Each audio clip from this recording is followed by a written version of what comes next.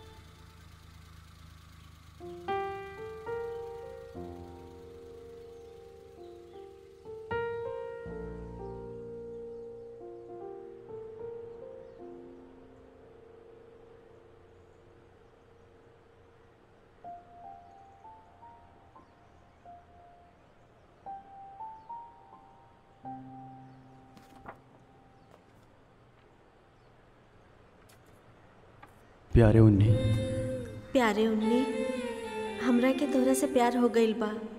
हमके लगा था कि जिंदगी में कुछ वापस मिल गइल बा। हमके लगा था कि हम रुक जाई तोरा खातिर, अम्मा और घर के खातिर। हम कल प्यार के इजहार करे की कोशिश कईनी, पर हमार जैसन लड़की तोरा खातिर सही ना हो सकेली। हम तोरा से जे किताब ले रानी वो वापस रखा था नहीं लागता और कुछ कहे के खातिर ना बा। हम तोरा के बहुत पसंद करेनी, पर शायद हम तोरा लायक ना बा। बाय, हमरा के याद रखिए।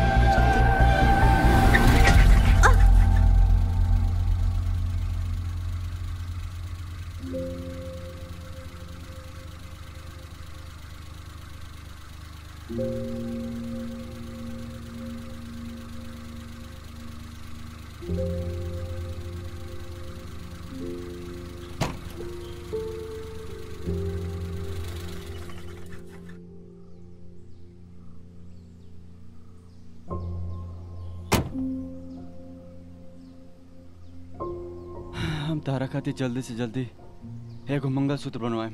का तो जिंदगी भर हमारे साथ निभाई।